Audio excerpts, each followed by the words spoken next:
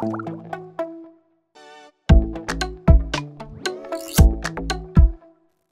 bom? Hoje eu tô aqui na minha skin intelectual, hein? Hoje temos aqui uma mudança. Não sei se tá parecendo. Produção, tá parecendo uma planta? Na câmera? Pouquinho. Vocês viram que a gente tá aqui, né? Tá, aqui tem uma mudancinha aqui, né? Etc e tal. Mas a grande mudança no episódio de hoje. Aqui, ó, livros. Eu amo, tem 4 livros na mesa. Livros. Eu tô aqui com o meu óculos 100 grau do AliExpress, que é pra dar um charme, porque eu tô intelectual, hein? Porque se eu tô recebendo aqui, ó, convidado especial aqui, ó, que fala do negócio do livro, hoje eu tinha que pôr uma skin especial. Hoje eu tinha que pôr uma skin especial. Tá aprovado, minha? Tá aprovadíssimo. Tá intelectual, hein? Tá, super. Pera, só um momento. Maravilhosa. Estou entregando leitora? Entregou, com certeza. Pois é sobre isso. Hoje temos aqui Denise do Sarangbang. Fale aqui com essa câmera. Aqui a gente deixa todos os nossos convidados venderem o próprio peixe. Então, você por você. Ok. Conte o que você faz, quem você é. Olá, pessoal. Eu sou a Denise Nobre. Eu sou host do Sarangbang. Nós somos um podcast de literatura coreana. Por isso que Ed me chamou, porque aqui a gente fala de Coreia, de Ásia no geral. De Ásia também, no né? geral, exatamente. No meu é só Coreia, gente. Eu sou bairrista. Sorry. Mas aí a gente fica assim. Na verdade, nós somos uma dupla. Sou eu e a Bruna Digre, mas a Bruna, infelizmente, não pôde vir, porque vida, muitas coisas acontecendo. Mas beijo, Bruna. Depois ela dá um recadinho aí pra gente. E muito feliz pelo convite. Assim, a gente já troca ideias em alguns momentos aí, sempre, né? Já. Esperando aí encaixar. Esse feat tá aqui, ó. Esse feat aí tava demorando pra acontecer. E aí, gente, eu amo, né? Minha cabecinha de pudim. Porque eu falei, o convite tava demorando pra acontecer. E aí a gente tava com a ideia de fazer outra pauta, não sei o que.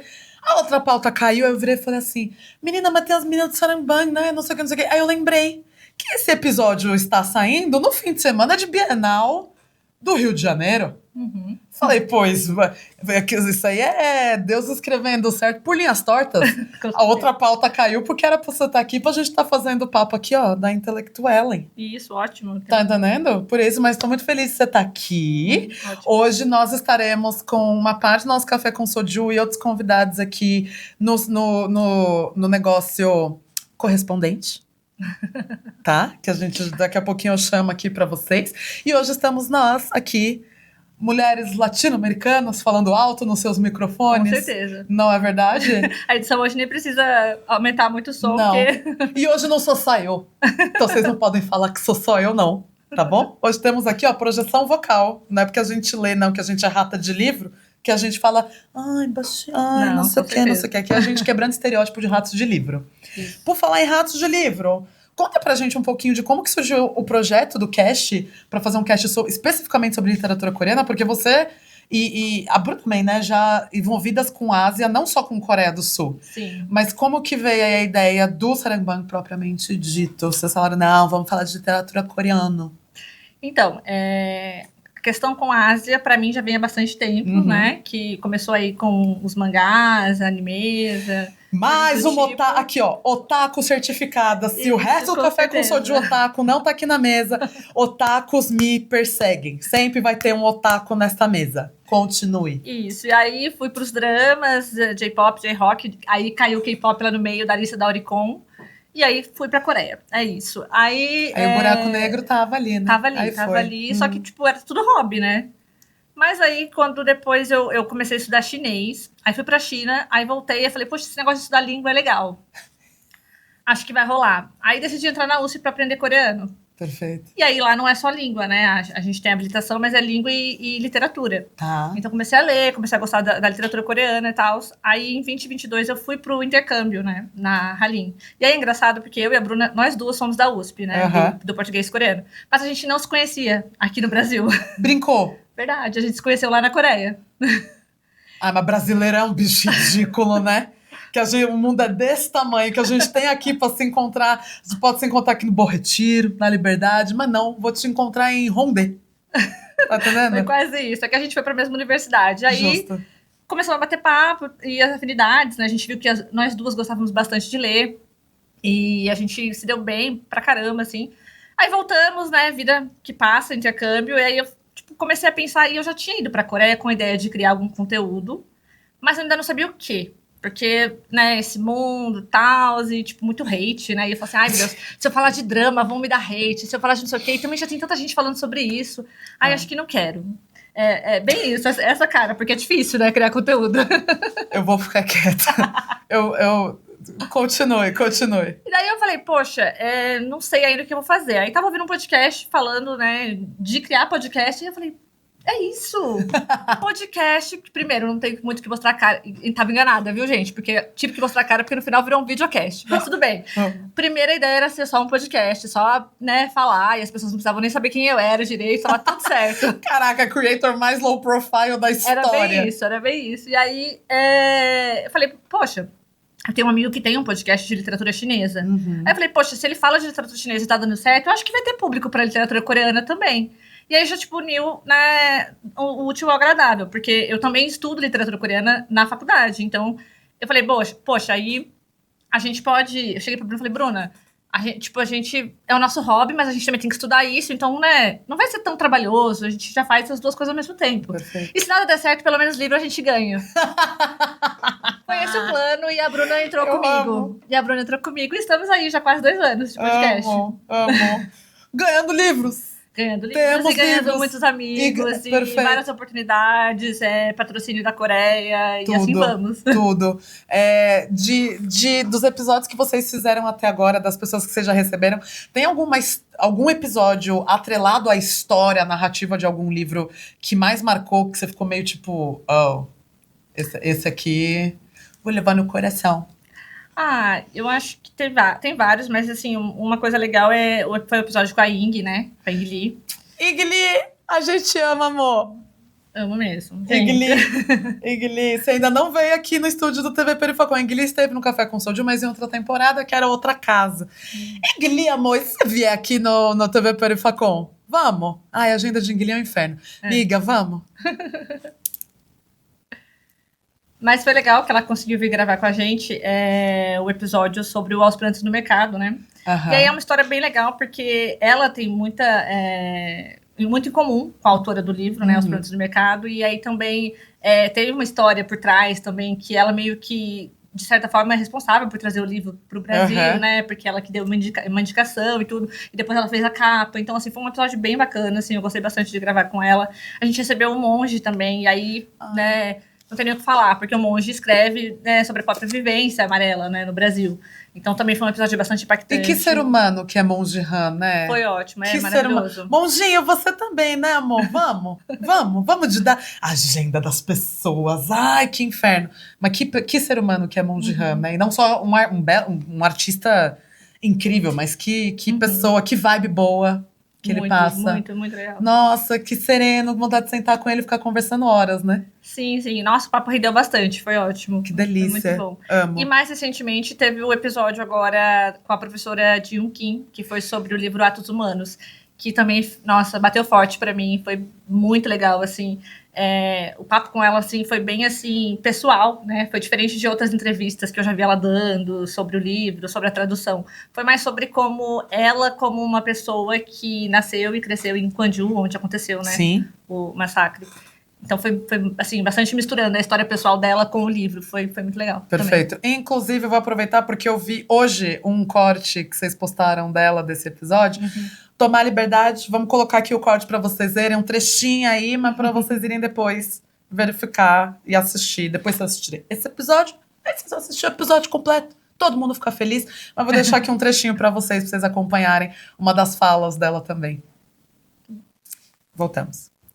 Vamos fazer esse jogo. Vamos.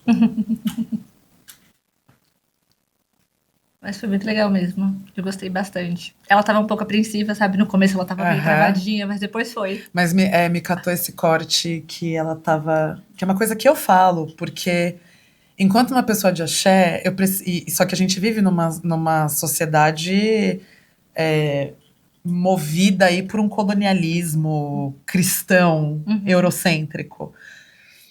E é engraçado porque o tempo inteiro eu preciso sempre lembrar de não de que a culpa cristã não me move. Ela não faz parte... Culpa cristã não faz parte da filosofia iorubá, não faz parte da filosofia do axé, não faz parte do que eu acredito energeticamente, espiritualmente e até socialmente, politicamente aqui, né? Independente da minha religião ou não. E esse corte com ela me pegou muito, porque ela já começa, pelo menos no corte, né? Eu sei que estava ali no meio do papo, mas ela começa nesse corte falando sobre a raiva que todos sentimos. E falar sobre raiva é uma coisa que a maioria das pessoas tem medo de falar. Sim, sim. E a maioria das pessoas tem medo de... A maioria das pessoas tem medo de falar sobre raiva porque vem de um viés inconsciente da culpa cristã. Sim. Vem de uma coisa moral. Eu não posso falar que eu tenho raiva, eu sou uma boa pessoa. Se eu assumir que eu tenho raiva, ódio dentro de mim, o que isso faz de mim?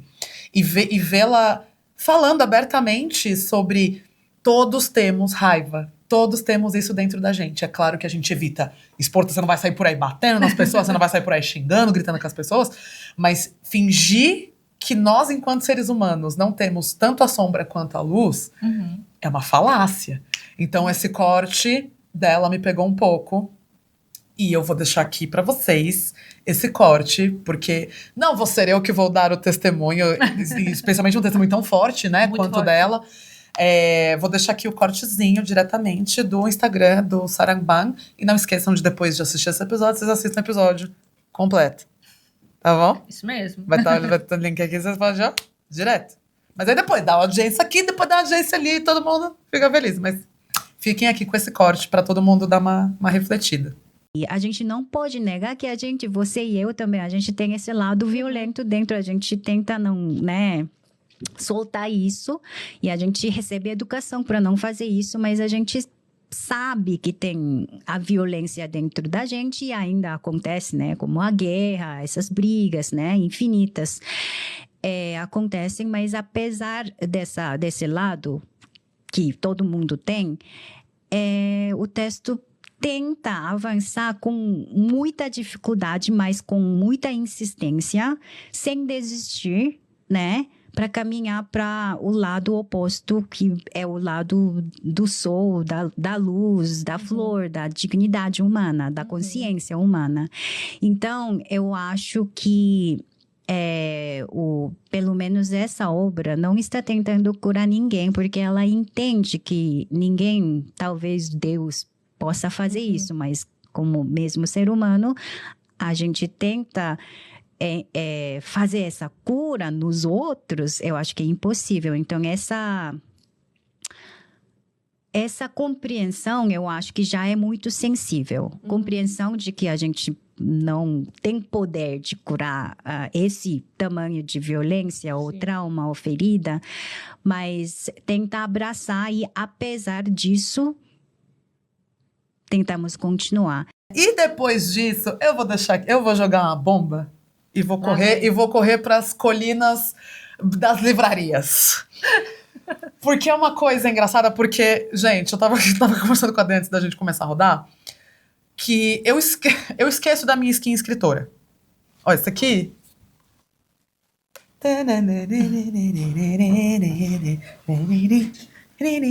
Enfim, esse aqui é um dos livros que eu sou coautora.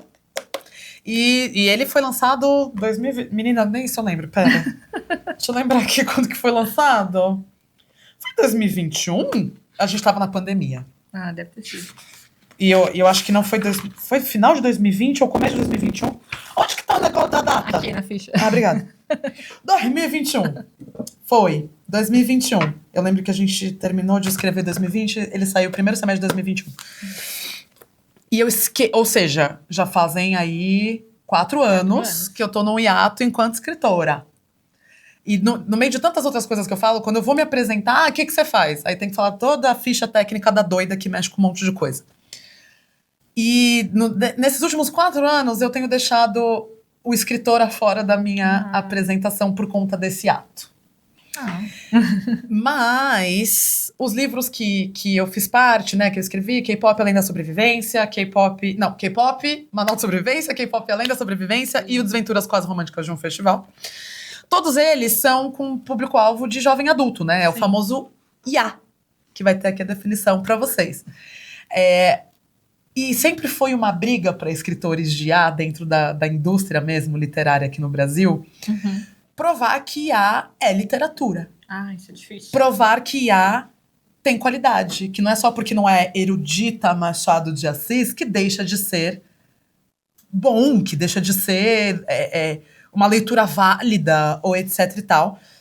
E aí, assim, porque também 2 das coautoras, né, escrevi junto, são 4 crônicas aqui, eu, Babi Jewitt, Lil Guedes e Paloma Ortega, nossa querida Pamo. Pamo e Lil vieram das fanfics. 2 grandes fanfiqueiras, com fanfics muito populares de EXO e de BTS, que a Babi conhecia. Eu não conhecia elas antes, mas foi um prazer, porque queridas, guardar num potinho. E elas saíram da fanfic e essa foi a primeira publicação formal delas, né? Mas conta pra gente sua opinião. Jovem adulto, IA e fanfic é literatura? É válido? Ou o que você quer falar pra quem diz que não? Conta pra gente. Não, eu acho que IA é super válido, eu leio bastante, super acompanho. Aliás, é difícil vir IA coreana. Acho que agora vai começar a mudar. Eu já vi aí que uns títulos novos que estão aí dentro desse nicho. Sim. Mas é difícil vir, realmente. Mas eu leio muito, bastante mesmo, eu gosto. Agora, as fanfics, eu não leio as fanfics. Perfeito. Mas eu já... Menina, você escapou das fanfics no meio disso tudo? Eu já li algumas, assim, muito específicas. Tipo assim, coisas assim que fica muito famosa dentro do fandom e tal. E aí eu, como EXO, eu tenho que ir lá e tenho que, né, entregar também, tenho que ler. Mas quando vira livro, eu compro. Aí eu vou e falo, ai, nossa, que virou livro, eu vou ter que comprar, eu vou ter que fazer minha parte aqui também, entendeu? Amo. Você gosta da publicação formal. Eu gosto da publicação formal e tal, assim. Eu sou chatinha mesmo, sabe? Assim, eu acho que às vezes a fanfic é muito boa, a narrativa em si, a história e tal.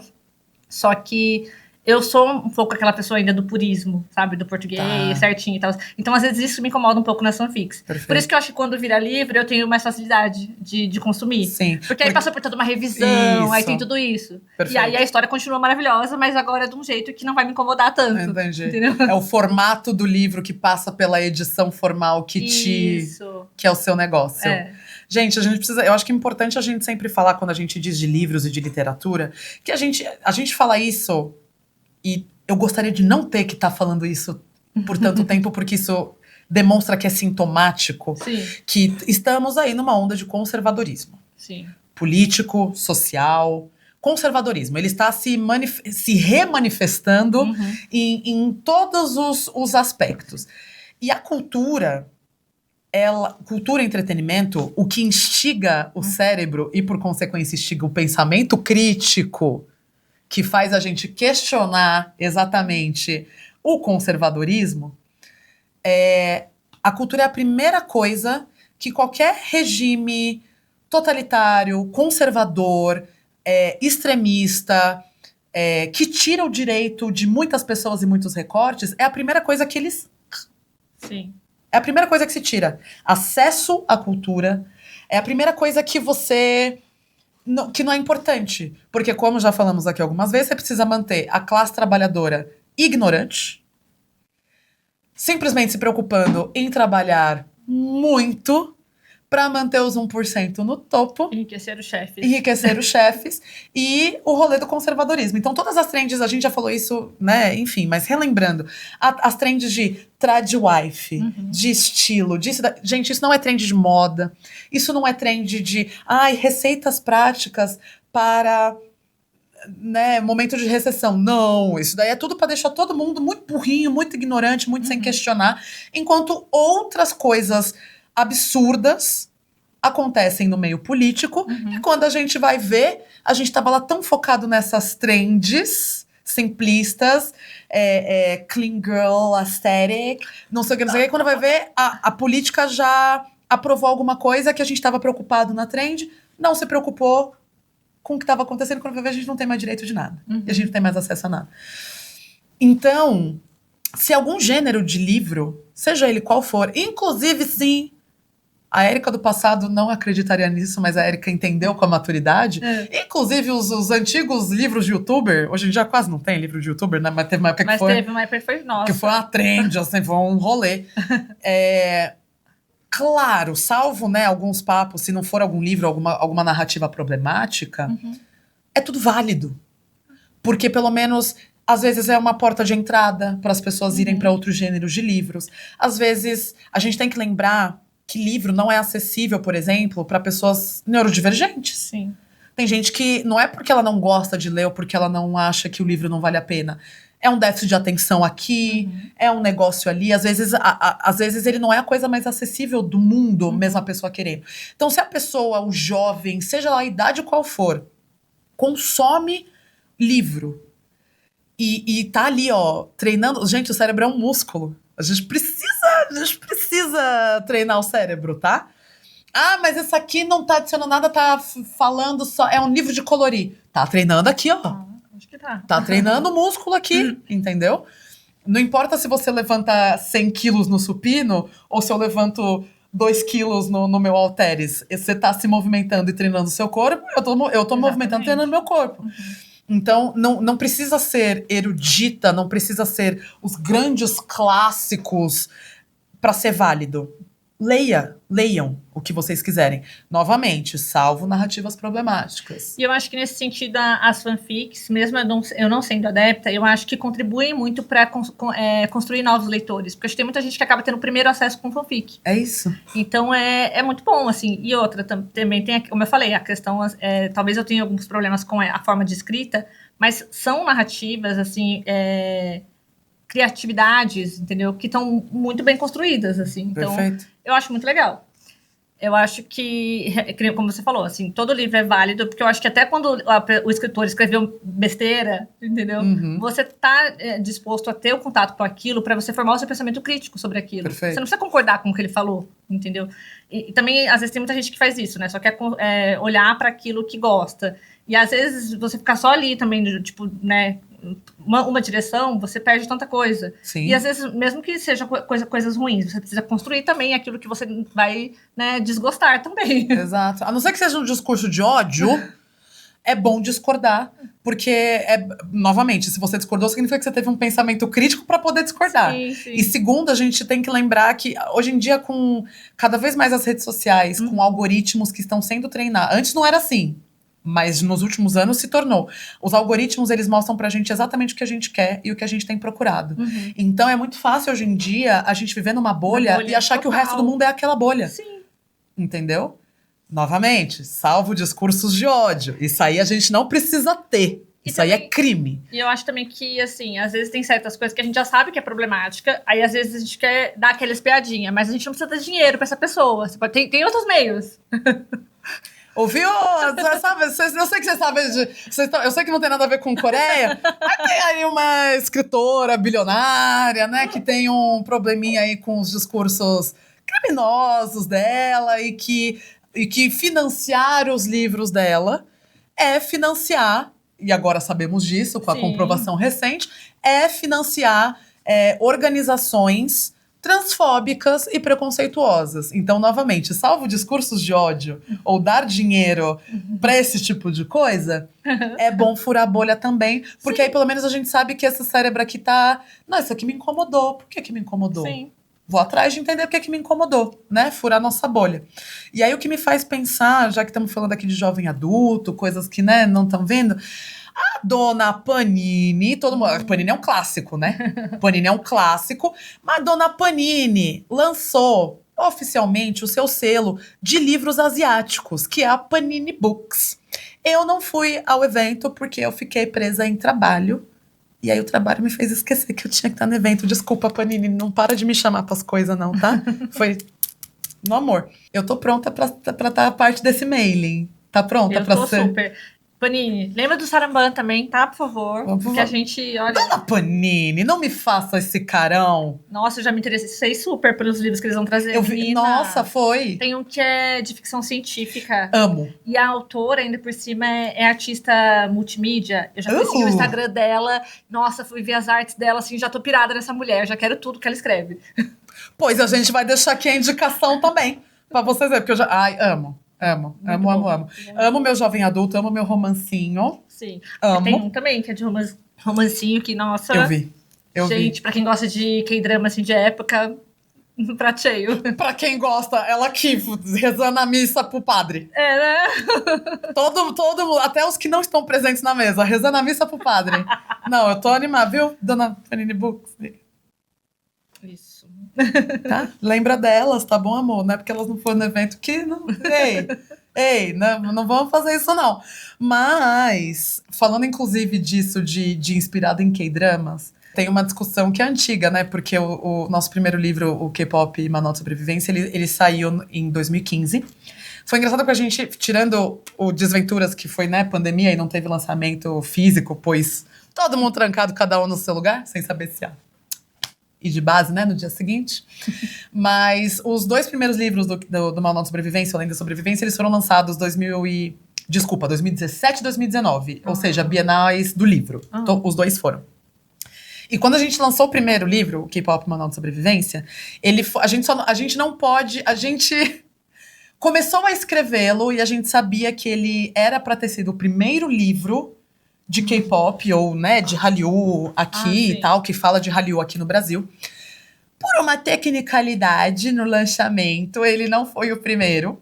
Qual foi o primeiro? Foi um livro da Galera Record, que quem assinou o livro na época foi o Pedro. Ah, sim. Né, que era um casal de YouTube. Acho que eles nem estão mais juntos, né? Enfim, mas na época eles eram um casal, youtubers, falavam de K-pop, e aí o Pedro assinou esse livro da Galera Record. Então, o nosso não foi o primeiro oficialmente lançado, mas... Enfim. E naquela época não tinham livros, né, de Hallyu, não tinham livros que eram inspirados nisso. E acho que quando a gente escreveu, né, quando a gente falou lá com a editora Gutenberg que a gente sentia necessidade, era porque eu tinha acabado de sair de um segundo TCC, né, de uma segunda faculdade, e meus ambos TCCs, óbvio, porque, né, a gatinha que trabalha com Hallyu há 13 anos, então já era obcecada durante as minhas 2 faculdades. E meus 2 TCCs, eles foram inspirados na Hallyu. Ponto. Né? Meu TCC de rádio e TV foi um programa de rádio nerd, geek, mas que metade dele falava de cultura coreana. E meu segundo TCC foi uma revista digital de cultura coreana, de Hallyu. E foi uma dificuldade, especialmente durante o segundo TCC, foi uma dificuldade surreal de bibliografia mesmo. Então, e você, né, fazendo USP, pô... Tem muita dificuldade. Você tá ligada disso? Ainda tem. E na época, a gente apelou pra Biblioteca do Centro Cultural Coreano, nosso parceiro de longa data. E ali a maioria, fora obviamente os livros em Hangul, que aí não tinha o que fazer, porque ninguém ali falava Hangul e não ia dar tempo de traduzir, mas a maioria dos livros da bibliografia estava em inglês. E aí, por exemplo... Meu grupo era um grupo de 4 pessoas. Eu fluente em inglês, 2 deles arriscavam bem, e uma pessoa que ela não sabia inglês. E ela foi extremamente esforçada. E o namorado, quando a gente passou 2 semanas fazendo só o fichamento antes de efetivamente começar a escrever, né? Gente, dá trabalho fazer fichamento antes de tudo, tá? Pra você ver ali o que vale e o que não vale, leitura dinâmica e anotando e etc. Ela teve que pedir pro namorado dela, que sabia inglês. Ela ficou literalmente 2 dias com ele, dia e noite. Com ele fazendo ali meio que a tradução dos trechos pra fazer o fichamento com ela. Namorado entregou, hein? Ele deveria ter sido... Ele foi considerado nos agradecimentos, tá, gente? Porque ele tava em outro grupo, infelizmente, da nossa sala.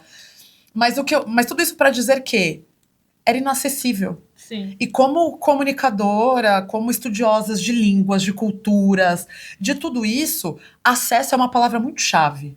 Gente, a gente tá aqui na Perifacom. Perifacom é um projeto sobre acesso.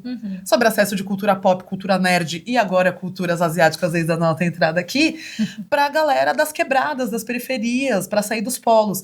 Então não entrava na minha cabeça que eu estava me formando numa segunda faculdade de comunicação e ainda assim era tão difícil ter acesso. E às vezes o acesso, antes mesmo de chegar no acesso monetário, era o acesso de linguagem mesmo. Então o primeiro Manual de Sobrevivência, ele veio exatamente para ajudar hoje em dia ele já está datado, né? Mas na época, para ajudar pessoas que, ou curiosas, óbvio, né? Pessoas que gostam da Hallyu, mas também para ajudar pessoas que estavam estudando, seja lá qual for, matéria na faculdade, mas que queriam fazer ali os seus objetos, né, os seus TCCs e tudo mais, inspirados na Hallyu. Porque dá pra você fazer literalmente qualquer TCC, de qualquer faculdade, inspirado em qualquer cultura, como objeto de estudo. Sim. Ponto. Tá? E naquela época a gente começou a ver esse crescente de pessoas querendo fazer TCCs inspirados na cultura sul-coreana. Né? Tanto que na época eu julguei... Desde então, eu julgo muitos TCCs por conta disso também. Tem bastante. E foi bem naquela época que deu esse boom, assim, sabe? E aí, o que me volta, exatamente essa parte sobre o acesso, né? Agora temos esses livros inspirados em K-dramas. Tem um montão. Porque, né, se antes era mais focado em K-pop, o nosso era mais sobre Hallyu, mais focado em K-pop, mas a gente teve o boom dos K-dramas aí pós-pandemia. Nossa, a pandemia mudou tudo. A pandemia mudou tudo, Mudou né? tudo, porque realmente antes era o K-pop. Mudou E a aí- forma de consumo. Nossa. Porque pra gente não ficar maluco, não bastava só dar o play na playlist e ficar aqui ouvindo, aqui em silêncio, aqui ó, 24 horas por dia preso na minha casa. A gente tinha que ver, a gente tinha que distrair o cérebro, né? Distrair o cérebro. Muita gente foi fisgada nos K-dramas na época da pandemia. Aí é até curioso, porque eu lembro que a gente começou o podcast em 2023, e aí no finalzinho daquele ano nós fomos convidadas para encerrar o segundo simpósio de literatura coreana. Aham. E aí o evento foi lá no Centro Cultural Coreano e tal, e foi muito legal, porque assim, foi a nossa primeira fala pública, assim, e uma mistura de comunicadoras com acadêmicas, foi uma Aham. coisa meio assim, freestyle. E foi bem, assim, engraçado, porque a gente colocou na nossa apresentação um trechinho de um artigo da professora Yun, de 2019, Aham. que falava do estado da literatura coreana no Brasil. E quais seriam as perspectivas, né, o que viria. E em 2019, ela era pessimista a respeito. Ela achava que, assim, hoje o K-pop que domina, não tem espaço para literatura, é difícil, vamos caminhando aos poucos, não sei o quê. E aí, lá em 2023, quando a gente foi fazer essa fala, eu falei, olha, professora, eu estou muito feliz em refutar o seu artigo. Imagina Por refutar quê? professor Yun, Não, bicha. a sala inteira riu, Que sabor. Com todo respeito, professor Foi Yun. exatamente o que eu falei. Com todo respeito. Mas é que não é todo dia que você refuta esta... Vamos combinar? Tem no YouTube, gente. Tá lá. A sala inteira riu. Você vai me passar o link porque a gente vai colocar o trechinho exato aqui. Ela tava sentada assim na minha frente, Eri. E eu falei assim, com todo respeito, professor Yun. Gente, professor Yun é uma acadêmica extremamente Não, é o nome da literatura respeitada. coreana no Brasil. Não tem Tá? o que falar. Extremamente respeitada. Então não é todo dia que você vai peitar a professor Yun. Então se você vai peitar professor Yun, tem que ser com dados. Aí eu falei assim, professor Yun, isso, 2019 foi uma coisa, mas acontece que existiu a pandemia. E a pandemia mudou tudo. E hoje a gente tem, sim, vamos dizer assim, uma expectativa de que a literatura coreana tá no comecinho da ascensão. Ó. Essa daí só vai. Isso foi em 2023. De lá pra cá, o tanto de livro que saiu e o boom que tá sendo a literatura coreana. Foi. Mas isso veio muito da pandemia, dos K-dramas explodindo. E os K-dramas trouxeram esse holofote para outras coisas além do K-pop. Trouxeram holofote para gastronomia, para K-beauty, para moda coreana. Nossa, a galera hoje mesmo na faculdade, eu lembro que tinha uma amiga que tava... Eu falei assim, nossa, hoje você tá igual a uma idol. Tava muito bonitinho, assim, sabe? E muita moda dos K-dramas também, até que também que pega muito pessoal que é evangélico e tal. Foi. Então- Eu chamo carinhosamente de moda evangé. Porque... Pau. Mas isso mudou todo o cenário, Mudou. sabe? Então, Mudou assim, tudo. realmente, de 2023 pra cá, a gente também faz um levantamento, né, dos livros que foram publicados aqui. E você vê, assim, a curva só sobe, só cresce. E hoje a gente tá com alguns livros que já saíram nesse primeiro semestre, mas ainda tem muita coisa pro segundo semestre. A gente vai ter vários lançamentos da Bienal. Sim. Né? Tem muita coisa que a gente sabe que tá em tradução e que ainda não foi anunciado. Sim. Nossa, assim... Um sabor. Gente, muito sabor. Um sabor. Eu fiz, por falar em literatura coreana e jovem adulto, assim, né? Antes de eu fazer o gancho com a parte dos K-dramas, que também é uma outra possível polêmica. Eu adoro jogar... Sempre fazem essa pergunta, gente. Amiga, você sabe que eu gosto de jogar uma bomba É e... Você que sabe que eu gosto, Eu sei, né? você Eu gosto de causar um gosta. pouquinho. Se não é pra causar, por que você me tira de casa? Mas é porque eu lembro... Olha, pra você ver como eu realmente coloquei essa minha skin escritora ou envolvida com a literatura tão de lado, assim, que eu esqueço. Porque ser escritora me proporciona... Por mais que os livros que eu publiquei até hoje foram nichados, né? Pra galera que tem um mínimo de um interesse em cultura sul-coreana, me abriu portas dentro da literatura no Brasil. E a pandemia também mudou tudo. Mudou tudo? Mudou tudo para todo mundo, assim.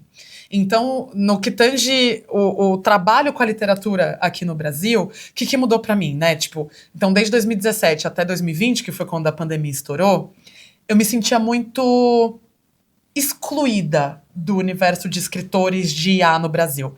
Escritores de IA no Brasil, gente, é um nicho desse tamanho. Todo mundo se conhece. Agora, nos últimos anos, tem mais pessoas, mas naquela época, ali, 2017, 2019, eram sempre os mesmos nomes. É uma bolha desse tamanhozinho. E acho que literatura, no geral, é uma bolha desse tamanhozinho, né? Se a gente for pensar, parece uma noz, assim, né? E eu me sentia não pertencente. E aí era sempre aqueles mesmos recortes. A garota negra, que acompanha, gosta, ama e escreve sobre Ásia, no caso, Coreia do Sul até aquele momento. E que naquele momento não tinha esse boom de livros, então a galera tava vendo o boom do K-pop, mas quando a gente começou a enfiar na literatura em português, a galera ficava... Vocês querem... que legal que vocês... escreve isso, né? E eu me sentia muito excluída da bolha dos escritores de IA. Por mais que os nossos livros foram publicados por uma das maiores editoras do Brasil, que é a Gutenberg, do Grupo Autêntica. E naquela época, a Gutenberg, né, tava no auge de lançar uma caralhada de coisa, assim, de jovem adulto. Então, eu me sentia muito não pertencente ali. Então, quando chega a pandemia, e aí, isso eu lembro, eu nunca vou esquecer, que a Galera Record me convidou para ser mediadora bilíngue da Angie Thomas. Eu lembro também. Né, a autora de O Ódio que Você Semeia, né, The Hate You Give, enfim... E eu amo Angie Thomas. E aí eles me chamaram pra mediar essa live. Mediei a live. Tivemos um feedback muito positivo da galera. Menina, as editoras na pandemia... Porque é isso, né? Os livros não param de ser lançados. As editoras precisam fazer o marketing pra vender livro. Sim. Se não tem mais Bienal, nem em São Paulo, nem no Rio. Se não dá pra fazer um evento numa livraria... Como que incentiva as pessoas a ler livro? Na internet. Então tinha que fazer as lives com autores, que foi o grande marketing. E aí, menina, depois dessa live, o que eu comecei a receber de e-mail? Eu literalmente acho que eu já trabalhei com todas as maiores editoras aqui do Brasil, enquanto mediadora bilíngue ou somente intérprete. Né? Às vezes eu faço os dois, às vezes eu faço um. Isso mudou. Isso, por mais que eu não estivesse escrevendo, me deu uma sensação de pertencimento no mundo literário. Sim. Eu falei, achei meu lugar ao sol aqui. E aí isso me lembrou que, durante a pandemia, teve o lançamento de um livro de jovem adulto, de IA, que é Nasci Pra Brilhar. Sim. E ele é inspirado numa aspirante idol de K-pop. Só que ela é uma menina gorda. Ou melhor, uma menina considerada gorda para os padrões de beleza coreanos. E ainda por cima tem uma representatividade LGBTQIAPN+, porque a autora ela é coreana-estadunidense, também uma mulher bissexual. Então tivemos uma representação de um corpo dissidente gordo, fora do padrão, e também LGBT. E eu fiz o texto eu fiz a revisão do livro, para me certificar, né, para ajudá-los a certificar de que não tinha coisas problemáticas, porque a gente está falando aqui de um livro de uma autora racializada, com um protagonista racializada, né, no caso asiático amarelo, mas também um corpo gordo e também um corpo LGBT. Vários recortes. Então eles fizeram, sim, leitura sensível com outras pessoas, e depois da leitura sensível da edição, etc e tal, eles ainda passaram por uma última revisão. Então eu fui revisora dessa última versão, e aí depois da revisão eles me convidaram para fazer o livro de apreciação da quarta capa. Então eu assino o livro de apreciação, a recomendação que aparece na capa, e na quarta capa, né? Parabéns, etc. maravilha. Mas eu lembrei disso, eu tinha esquecido desse livro. Eu sabia que esse episódio ia me dar um unlock de algumas coisas aqui. Exatamente por conta desse meu hiato / trauma de escritora, que eu, em algum momento, eu vou ressignificar. Mas eu lembro dessa época da pandemia, das suas lives com os escritores, eu lembro. Aconteceu.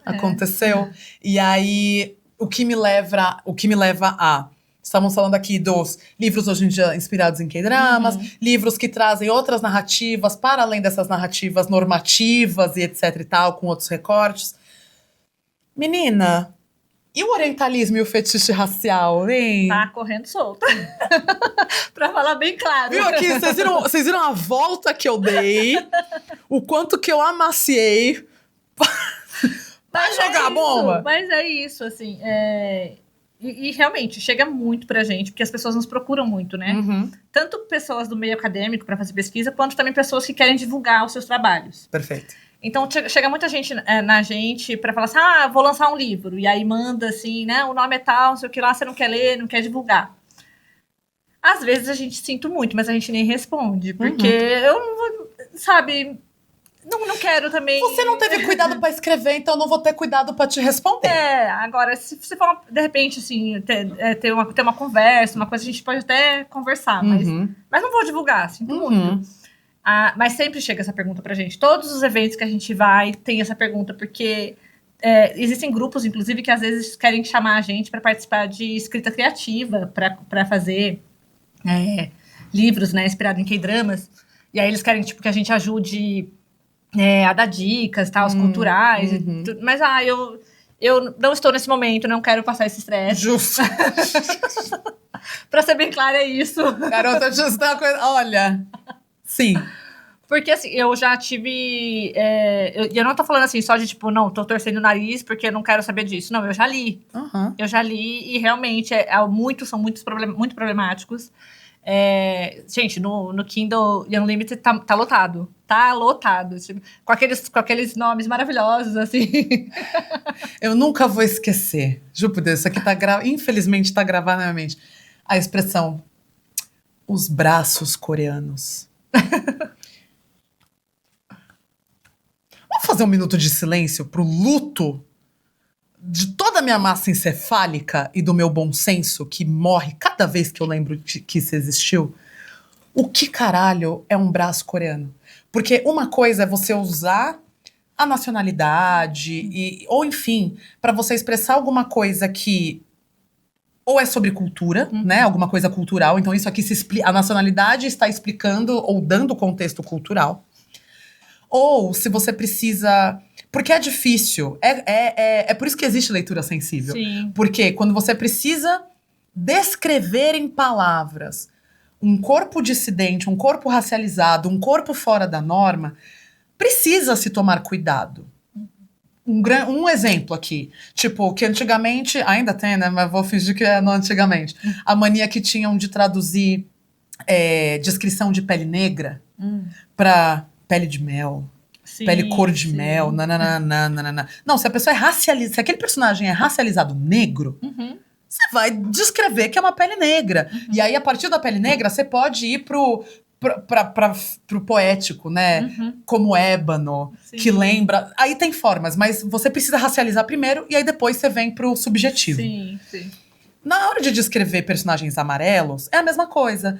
Não é o olho puxado, não é o... Tem formas de você descrever. Você racializa e depois você descreve. Mas um braço, gente, ele não tem... Se você não identifica ninguém racialmente falando... pelo braço, a não ser que seja... E mesmo se for só a cor, se você colocar a foto de um braço, que tem pessoas que não são pessoas negras, que elas são mais escuras que eu. E eu sou uma mulher negra, porque racialização não é só cor. Sim, quando eu morava na China, tem uma etnia, que a China tem várias etnias minoritárias, sim, que eu conheci uma moça, eu não lembro agora qual é a etnia, mas ela era da minha cor. Assim, e eu falei assim, nossa, ela falou, eu sou chinesa mesmo, tal. Eu falei, legal, tal. E, curiosamente, também, na época, meu cabelo era liso, né, gente? A progressiva daquela época. Às vezes eu ia em alguns lugares que, inclusive, as pessoas achavam que eu era chinesa de uma minoria étnica. Porque, sim, existem asiáticos com um tom de pele mais escuro, sim, também. Existem asiáticos... Quando a gente fala asiático amarelos, é porque existem asiáticos marrons. Existe também. Tá? Mas muita gente não tá preparada pra essa conversa, mas vai ter que estar. Porque são coisas distintas, tá? Mas é isso, assim, um braço coreano... What is that? O que, tipo, a descrição no livro, quando a gente escreve, gente, é porque a gente precisa ajudar o leitor a fazer aquela imagem mental daquilo que a gente tá colocando. É do cenário, é da pessoa, nananã. O que caralhos é um braço coreano? Não, de verdade. De verdade. É um braço tatuado com a bandeira da Coreia. Então, quando você vem para umas descrições assim muito absurdas, que coloca o não sei o que coreano, que parece aquele conteúdo fetichista que a gente tem falado por aí, onde sei lá, tem umas gatas, umas pick-me por aí, que o único traço de personalidade delas é ser influenciadora do namorado coreano, comendo comida coreano, na Coreia. Minha sogra coreana, corta 10 meses depois, fui expulsa da Coreia pelo meu marido coreano e pela minha sogra coreana.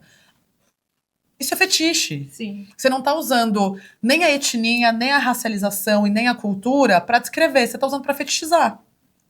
Assim, carece. Não carece.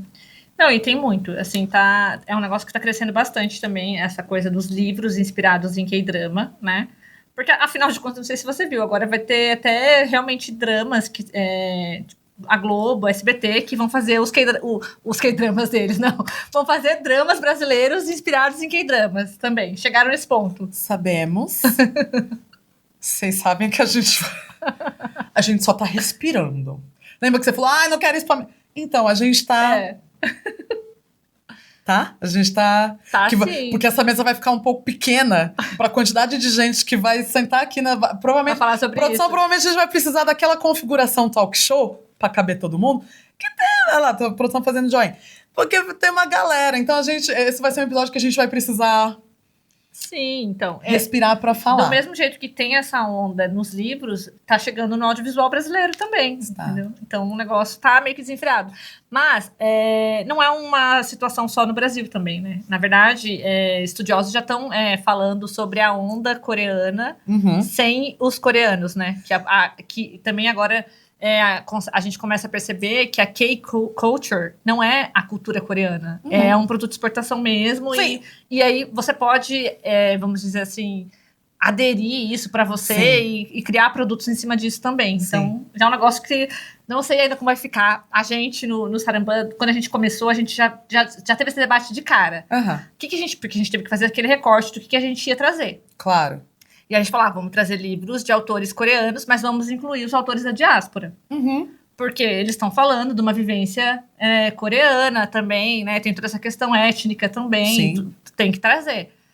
Aí, beleza, aí fala assim, mas e os autores brasileiros que escrevem sobre Coreia? Tipo, então, esses não vai tá rolando. Por enquanto, não sei se em algum momento a gente vai falar disso. Talvez a gente faça um episódio só sobre isso, talvez. Olha lá, Raeli já me chama. Chama a coautora que não escreve há 4 anos. Existem livros bons também, mas a grande maioria é complicada, sabe? Porque parece que é até uma coisa meio que produção em massa.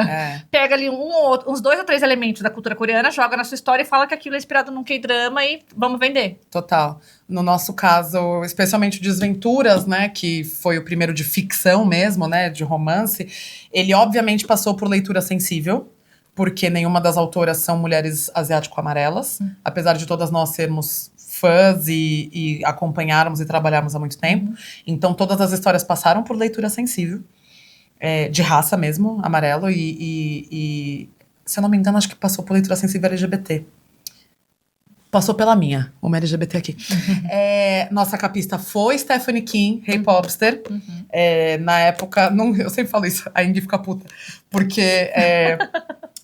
amo a capa, amo Stephanie Kim, amo a Hey Popster, mas inicialmente a cara da capa era outra coisa, e aí para aquela outra proposta o traço da Ing fazia mais sentido.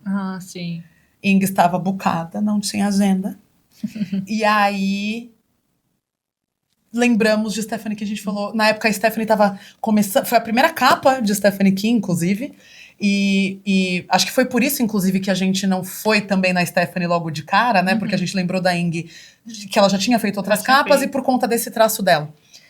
Mas a Ing não pôde, e a gente falou, será que a Stephanie topa? Ela nunca fez capa, não sei o quê. E ela topou o desafio, ficamos muito felizes.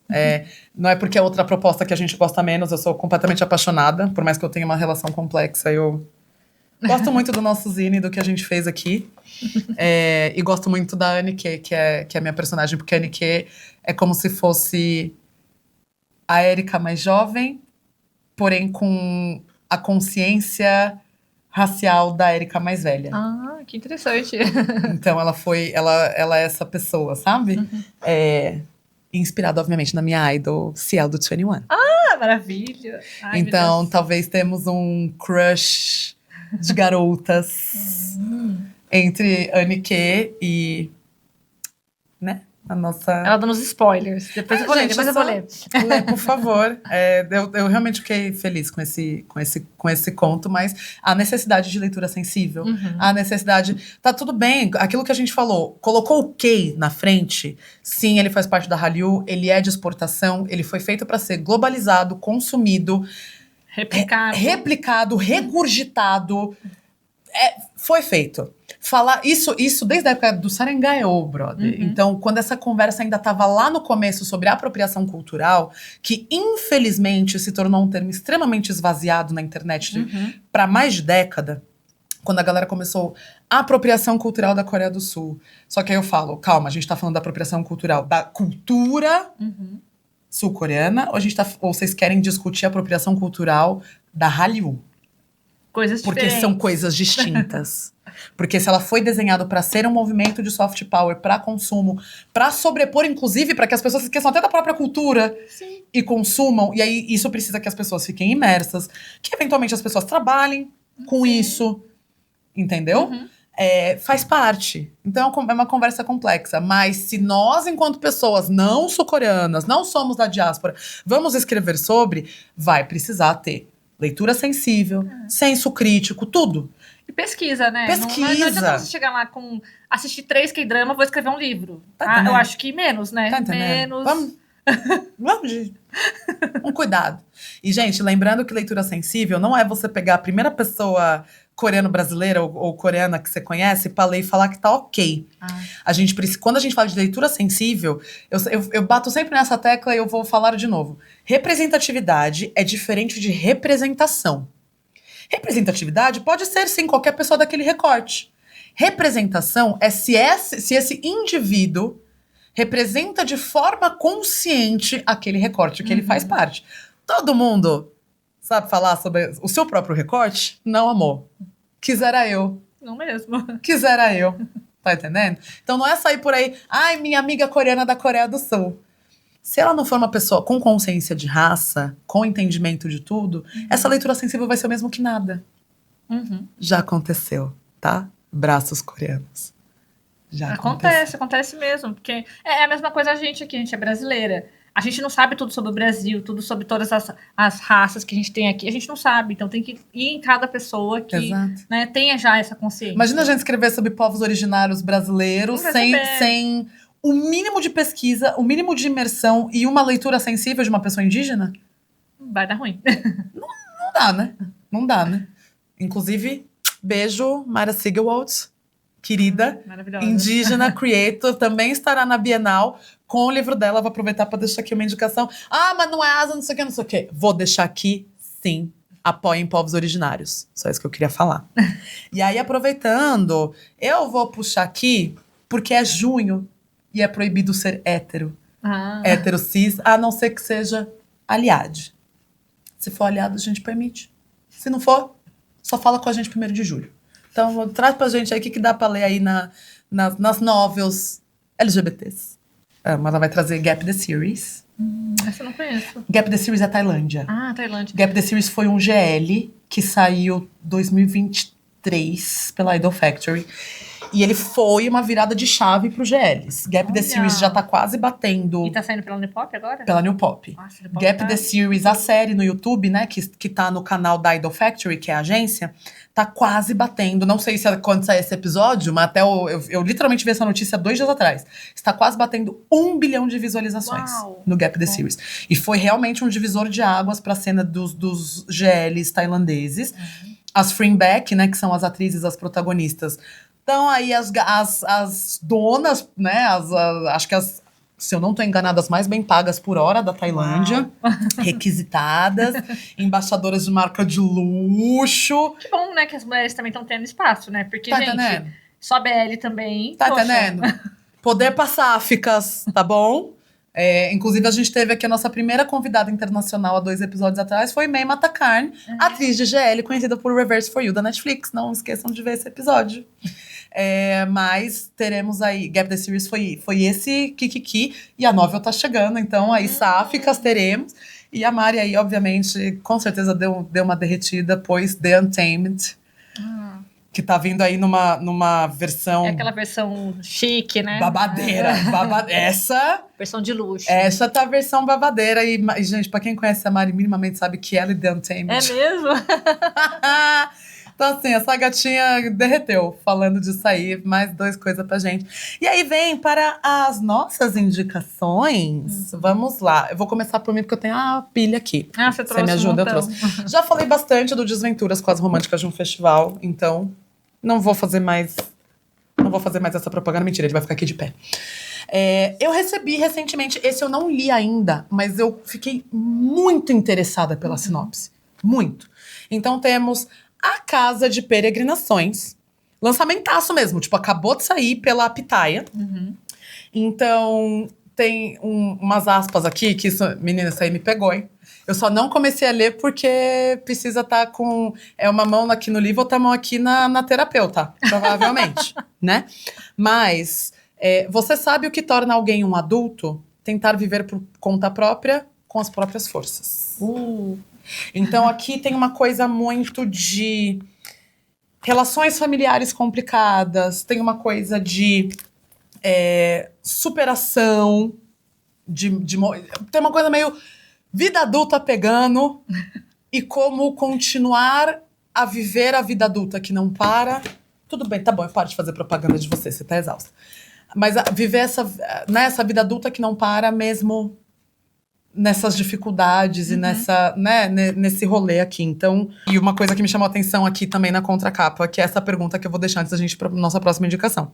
Será que a vida gira em torno do acúmulo de posses e de disputas de ego? Ou será que é a força de cada um que dita o ritmo do viver?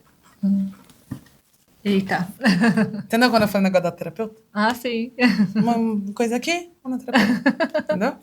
Por isso que eu não comecei a ler ainda. Mas, Pitaia, muito obrigada por envio. E aí falamos do nosso monjinho, né? Sim. Você segurou uma, segurou outra, amiga? Claro. Temos aqui, vou mostrar aqui para geral. Temos Vozes Amarelas. Né? Se você Vozes quiser Amarelas, inclusive, quando o Monge veio no nosso podcast, vai lá ouvir também. Ele falou bastante, né, do lançamento do Vozes na época.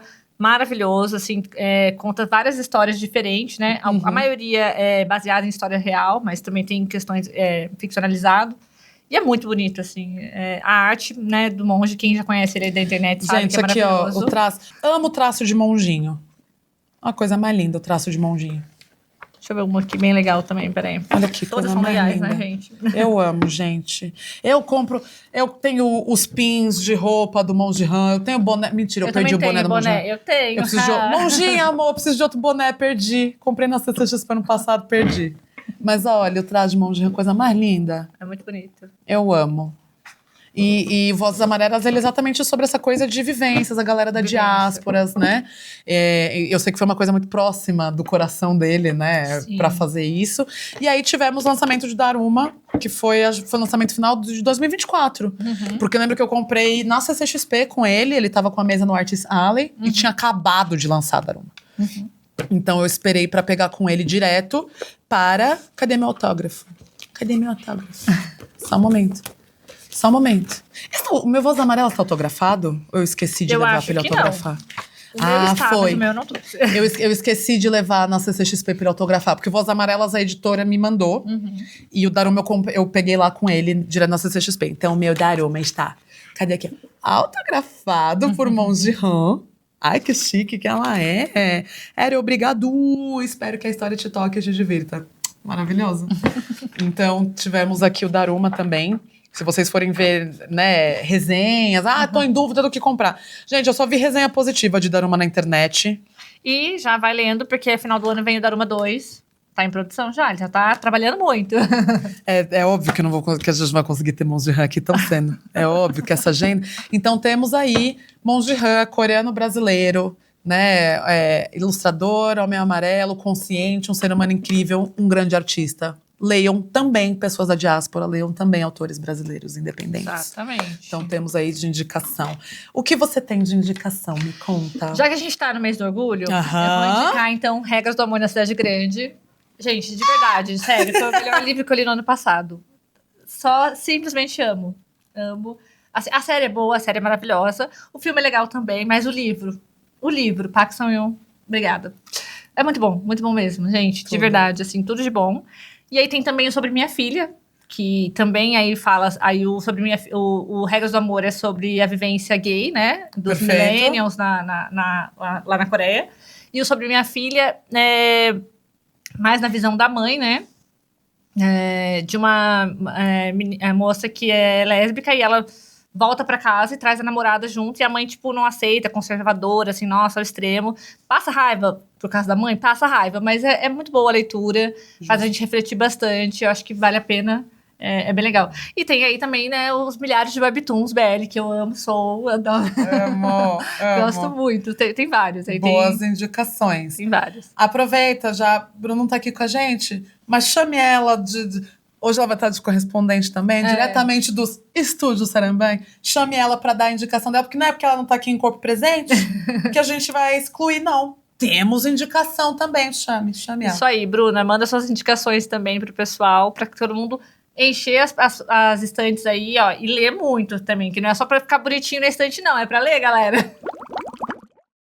Oi, Sojurs, tudo bem? Aqui é Bruna. Também faço parte do Sarambang, mas infelizmente não pude estar presente hoje com vocês por motivos maiores de faculdade. E também porque eu tô me recuperando agora, né?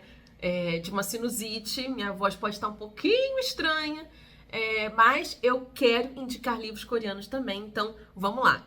Eu sei que Denise recomendou 2 romances coreanos, então eu vou pegar aqui livros um pouquinho diferentes para atingir também um público maior.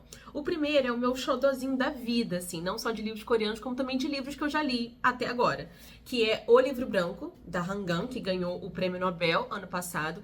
Ele não é um livro tão popular que nem Atos Humanos e A Vegetariana, porque ele tem uma pegada mais artística, mais experimental, e uma prosa poética. Então não é todo mundo que curte uma poesia, um trabalho ali mais meticuloso com as palavras, e eu sou apaixonada, né? Então por isso que eu quis trazer, porque pode ter gente aí que também gosta, né? E ela também explora muito os espaços em branco, elementos que remetem ao branco, e também tem fotografias que ela protagoniza. Deixa eu buscar aqui, por exemplo, essa daqui.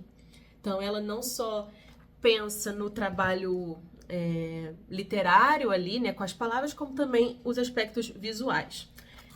É lindo, é muito lindo. E fala sobre ela lidando com um luto de uma irmã que ela não conheceu. Muito próximo daquele livro da Anne Ernaux, A Outra Filha. Tem vários pontos ali de discussão.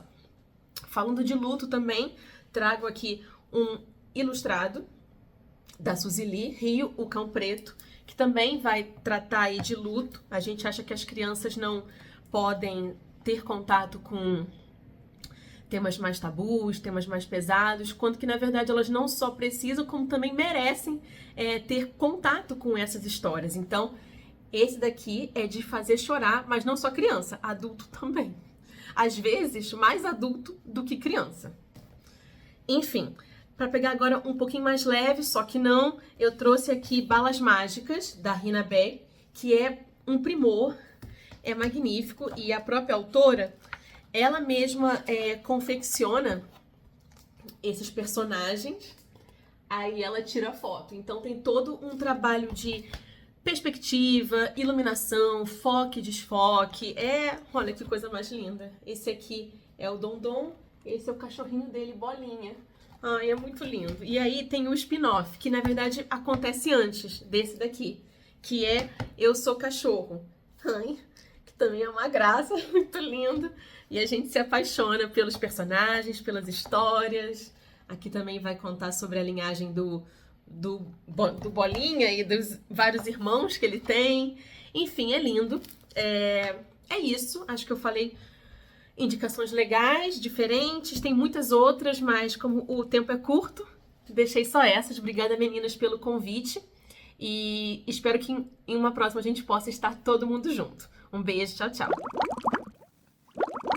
E temos aí também nossas últimas indicações. E agora que a gente, né, uma pilha de coisa, todo mundo sai indicando coisa. Hoje todo mundo vai sair daqui cheio de livro. A última coisa pra gente finalizar é que quando eu sair esse episódio, estaremos no dia anterior do seu papo, porque Saramban estará na Bienal do Livro, Bienal do Rio de Janeiro. Conta pra gente o que vocês vão fazer lá com o autor Kim Ho-yeon.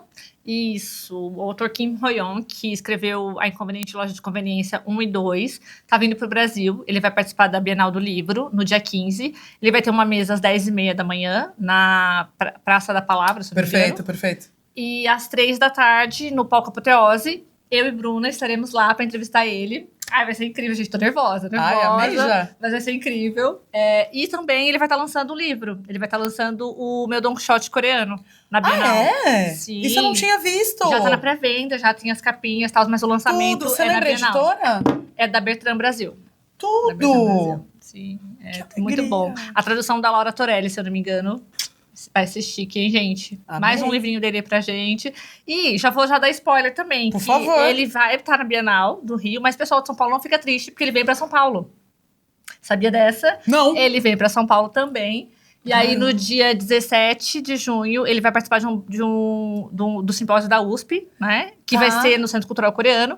Mas vai ter também bate-papo, sessão de autógrafos. Aí fique ligado no Instagram do Centro Cultural Coreano pra saber mais informações, que vai ter inscrição, né, gente? Porque, obviamente, por ordem de chegada e tal, assim, é Sempre um complicado. Sempre um caos. Mas aí a oportunidade tá aí. Ninguém vai ficar sem. Ai, amei! Amei. Muito obrigada por você ter vindo. Imagina. Muito feliz. Adorei participar. Muito obrigada. Adorei a gente ter esse papo também sobre várias polêmicas que envolvem aí o mundo literário. Amo. Deixa aqui pra gente, vende seu peixe. Você deu spoilers de evento dos outros, mas fala pra gente o que tá acontecendo. O Saramban. Sim, nossa, importantíssimo. Por favor. Importantíssimo.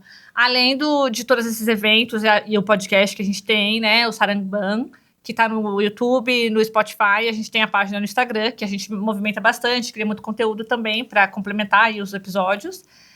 A gente tá lançando um site também. O Saramban vai se tornar um portal de notícias. Garota!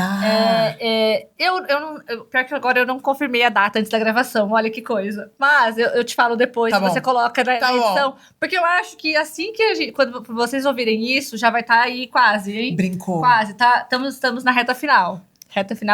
E já vou dar um spoiler também, que vem uma entrevista com uma autora sul-coreana para a inauguração do site. Que todo mundo aqui já gosta, tem livro dela no Brasil. Não tem mais dica? Não sei. Pô, eu nunca venço tentando tirar a spoiler das pessoas aqui, né, brother? Ninguém me dá uma brecha, juro por Deus. Porém, amei a notícia! Aí, o site vai trazer, além do levantamento que a gente faz de todos os livros que já foram publicados aqui no Brasil, né, de coreanos da diáspora, a gente vai trazer notícias diárias, entrevista com autores, tradutores, resenhas, artigos de opinião, várias coisas. Vai Muito ser feliz. Muito feliz. Trabalhando pra caramba, mas vai ser incrível. Mas de verdade, muito feliz. Volta naquilo que a gente falou no começo. Tornar a literatura acessível. Sim. Incentivar, instigar as pessoas, fazer esse intercâmbio, fazer de forma responsável. Qualquer iniciativa que faça isso, e novamente, nem todo mundo vai conseguir pegar o livro na mão para ler. Às vezes é o site, é a resenha, é alguma coisa que ajuda as pessoas a manterem a discussão e as culturas e o acesso vivo. Então me deixa imensamente feliz de saber disso. Imensamente feliz. Vou ficar muito feliz de acompanhar também. E vocês não esqueçam de acompanhar também. Não esqueçam de acompanhar a nossa equipe Café com Soju. Sigam a gente. Sigam os canais da Quimera Mídia também. Novas entrevistas, um monte de coisa. A minha coluna no portal Perifacom, Ásia e Racialidades. Já tem mais matérias e teremos mais ainda enquanto estamos saindo com esses episódios. E é isso. Muito obrigada. Muito obrigada. Até o próximo episódio do nosso Café com Soju. Annyeong. Tchau. Tchau.